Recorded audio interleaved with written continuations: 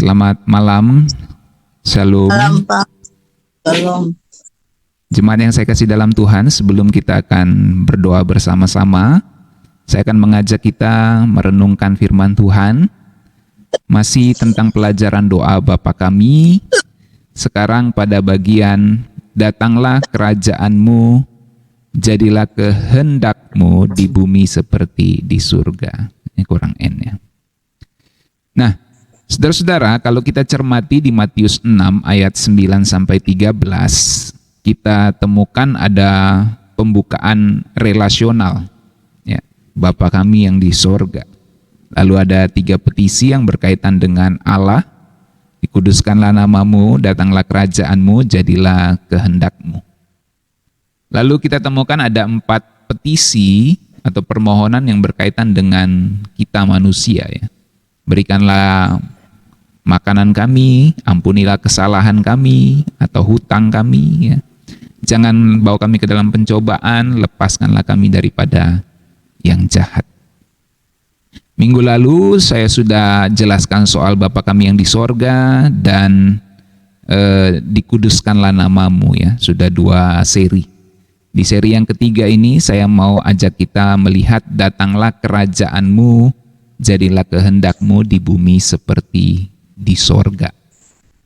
Nah, saudara-saudara, untuk memahami datanglah kerajaan-Mu, jadilah kehendak-Mu di bumi seperti di sorga, itu perlu mengerti konteks berkaitan dengan ideologi kekaisaran Romawi saat itu, saudara. Apa yang saya maksud ideologi kekaisaran Romawi? Begini, saat Tuhan Yesus mengajarkan apa yang kita sebut kemudian sebagai doa Bapa kami, ya, ideologi kekaisaran Romawi itu membayangkan setidaknya 2 hal ini, saudara. Yang pertama, Roma adalah kekaisaran yang ditakdirkan untuk memerintah seluruh dunia. Ini ideologinya, ya. Jadi Roma itu kekaisaran yang ditakdirkan untuk memerintah seluruh dunia, bukan cuma seluruh dunia tetapi untuk selamanya. Nah, itu ideologinya saat itu. Dan Roma saat itu memerintah dunia atas kehendak para dewa. Itu ideologi mereka. Kalau kayak ideologi kita kan Pancasila, ketuhanan yang Maha Esa dan lain-lain. Nah, salah satu ideologi mereka itu adalah Roma itu ditakdirkan untuk memerintah seluruh dunia untuk selamanya. Dan Roma memerintah dunia atas kehendak para dewa. Kemudian ada juga ideologi mereka, yang kedua saya taruh di sini, kaisar itu adalah agen para dewa yang memenuhi tujuan mereka, tujuan para dewa di bumi. Dalam hal ini kaisar memerintah sebagai wakil para dewa dan memberlakukan kehendak ilahi di bumi. Perhatikan, kehendak ilahi di bumi, kehendak para dewa di bumi diberlakukan melalui kaisar. Kaisar Romawi menggunakan kekuatan para dewa di bumi dan otoritas kaisar adalah mutlak. Karena otoritas itu berasal dari para dewa itu sendiri. Tidak heran kemudian ada kultus kekaisaran yang kemudian mendewakan dan menyembah kaisar, ya, sebagai dewa atau anak dewa. Nah, masalahnya begini, saudara. Apa hubungannya dengan doa Bapa kami, Pak? Nah, ini masalahnya. Dalam doa ini, doa Bapa kami ini, ya, Allah digambarkan sebagai Bapa ilahi atas seluruh bumi. Perhatikan, Tuhan Yesus mengajarkan Bapa kami yang di sorga. Dikuduskanlah namamu, datanglah kerajaanmu, jadilah kehendak-Mu di bumi seperti di sorga. Datanglah kehendak siapa? Kehendak Bapa. Kerajaan siapa? Kerajaan Bapa. Jadi dalam doa yang diajarkan Tuhan Yesus, Allah itu digambarkan sebagai Bapa yang ilahi atas seluruh bumi. Sedangkan dalam ideologi Romawi, kaisar itu digambarkan sebagai bapak kekaisaran Romawi. Jadi, pertanyaannya, kehendak siapa yang harus dilakukan? Dan tujuan siapa yang pada akhirnya akan tercapai di bumi? Apakah kehendak kaisar yang merupakan representasi kehendak para dewa, atau kehendak dari Bapa di sorga yang akan terjadi di bumi? Nah, dalam doa ini posisi Tuhan Yesus itu jelas. Ia mengajarkan murid-muridnya saat itu untuk berdoa memohon agar kehendak Allah Israel, dalam tanda kutip dewanya Israel, bukan dewanya Roma, gitu ya. Ini konteks saudara ya, saya ngomong dalam alam pikir zaman dulu gitu ya. Di zaman itu ada dewa-dewa gitu kan. Jadi Tuhan Yesus ajarin kamu doa kepada, dalam tanda kutip, dewanya Israel, dan memohon agar kehendak Allah dewanya Israel itu, dalam tanda kutip, untuk tercapai di bumi.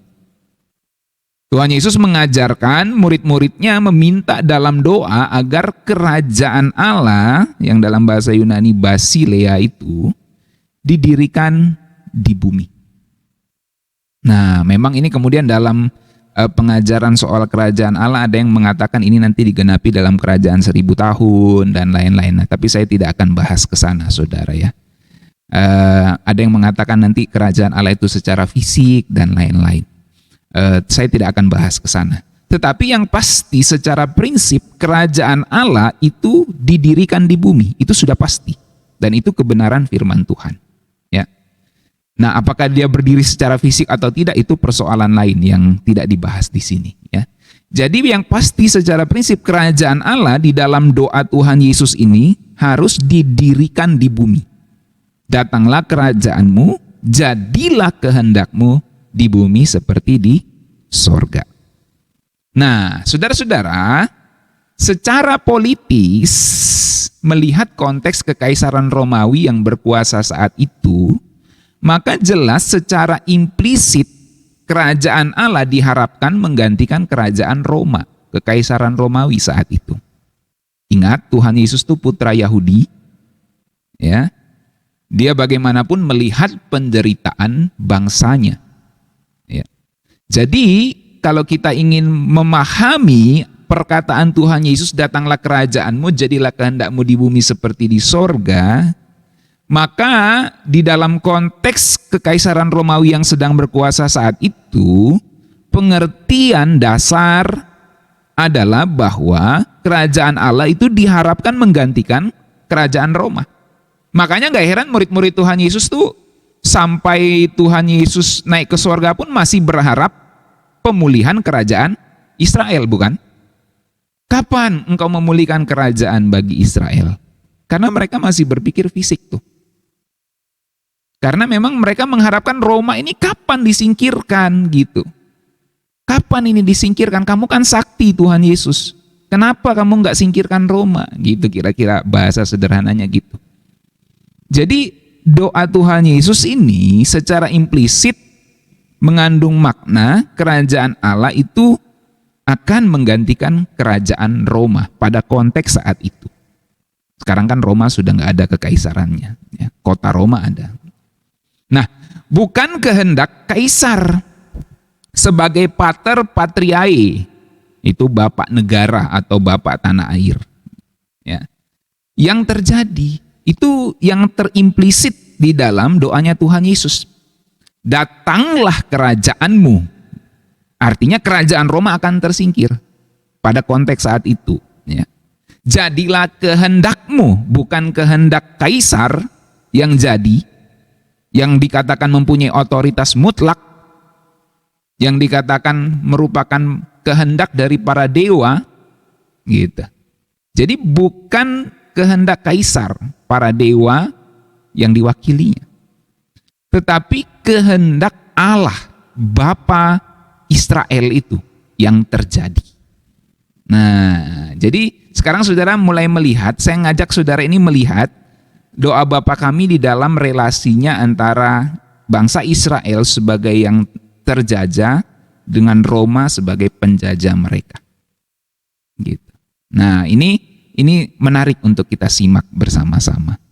Jadi memang ideologi kekaisaran Romawi saat itu sangat mempengaruhi teks-teks Alkitab, saudara.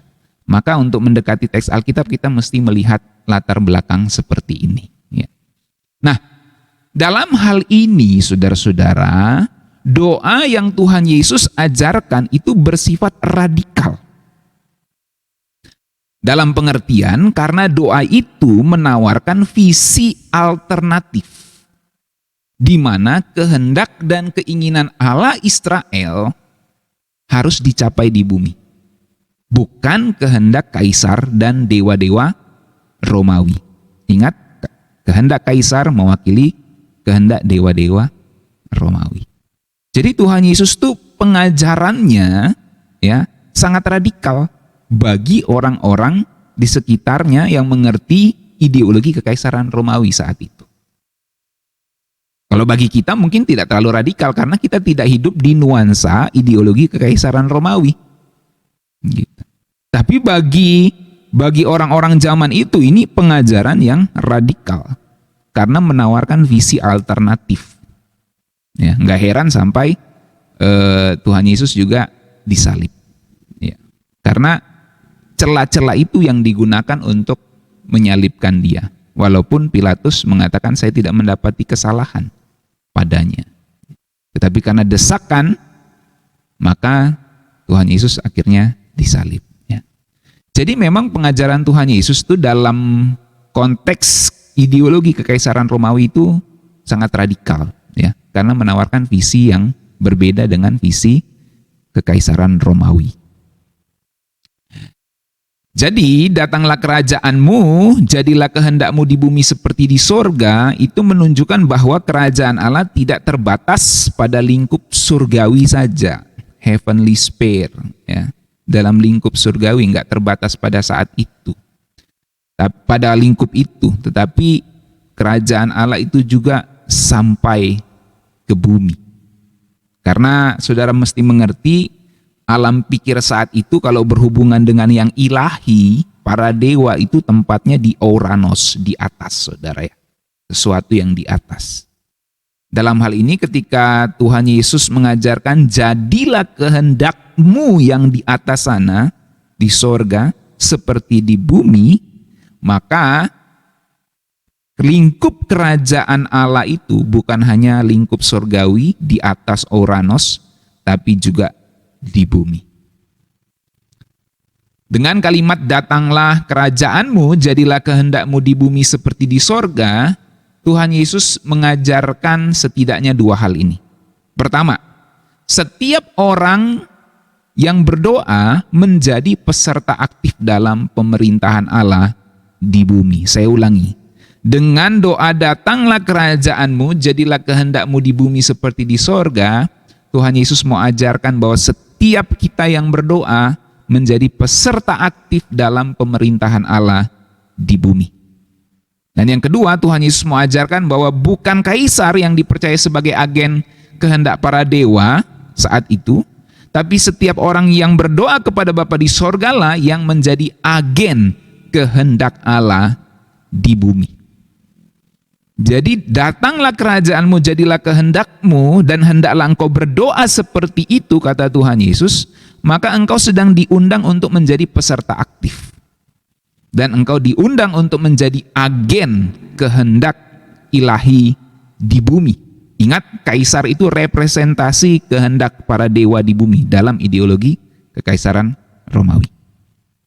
Nah, pertanyaannya seperti apakah kerajaan Allah itu? Jawabannya sebenarnya sudah lebih jelas di dalam doa-doa yang disampaikannya. Yang pertama, kerajaan Allah itu bicara dalam konteks doa Bapa kami, semuanya memiliki daily bread, roti harian. Berikanlah kami pada hari ini makanan kami yang secukupnya. Itu kerajaan Allah. Ya, semua orang cukup. Yang kedua, dalam konteks doa Bapa kami, kerajaan Allah bicara hutang yang diampuni, dosa yang diampuni. Dan yang ketiga, kerajaan Allah dalam konteks doa Bapa kami bicara dilepaskan dari yang jahat. Saudara perhatikan bahwa kalimat-kalimat doa dalam doa Bapa kami ini, ya, itu sudah menjawab persoalan jasmani, mewakili persoalan jasmani.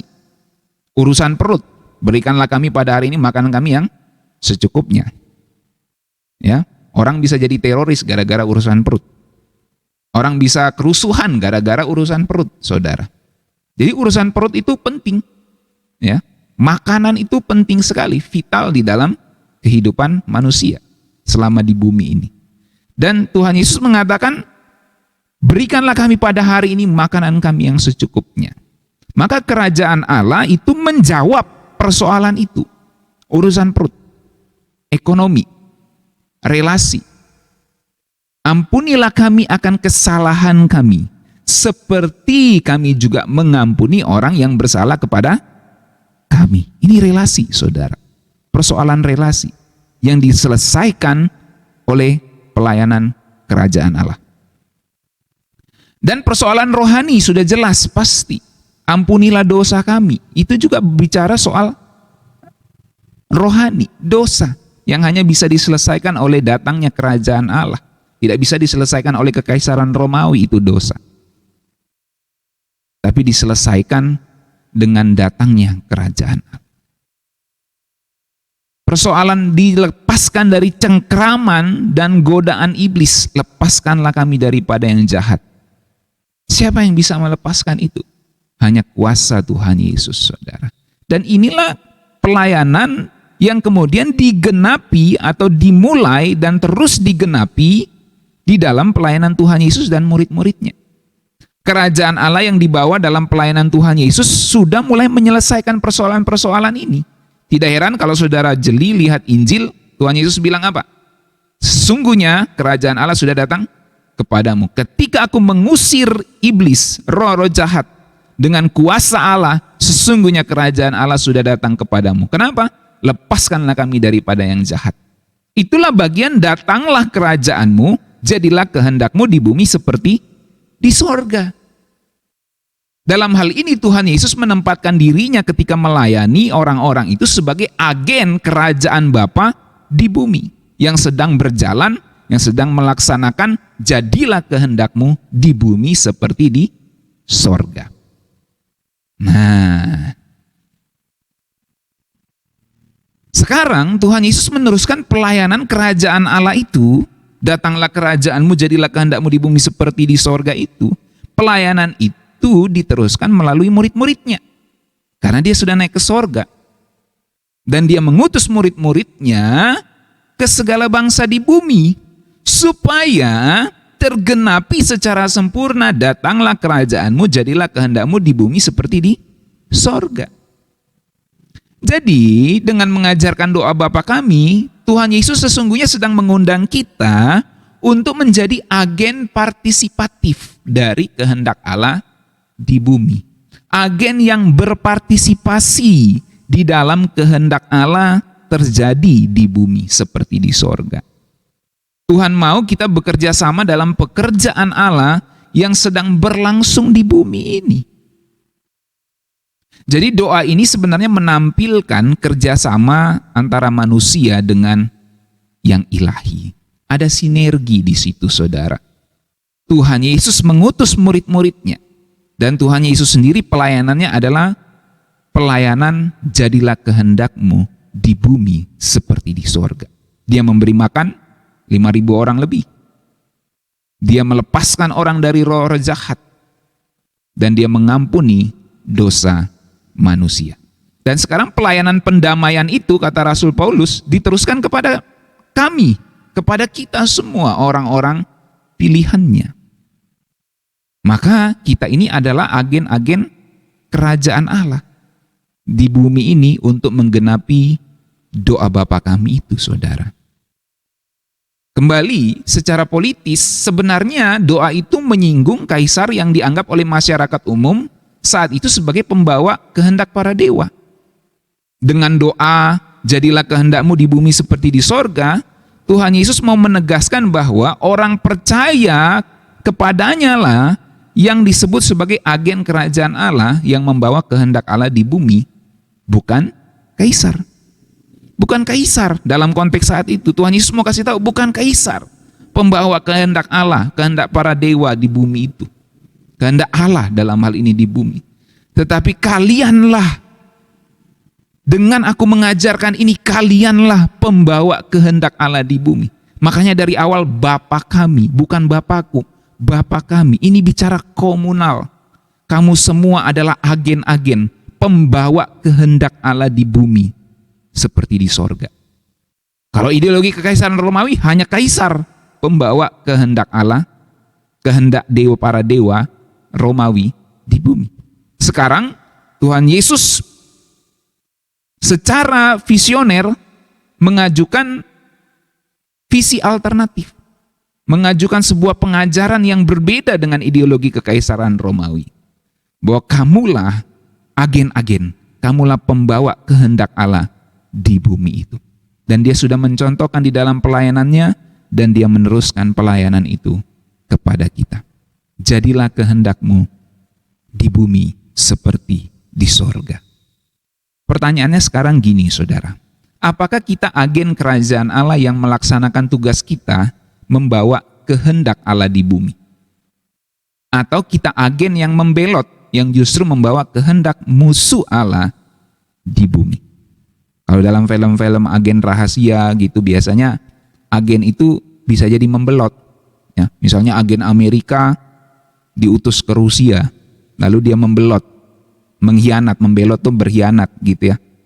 Dia berkhianat padahal dia harusnya menyelidiki Rusia, malah dia membocorkan rahasia Amerika ke Rusia. Nah, kira-kira gitu. Itu namanya agen yang membelot gitu.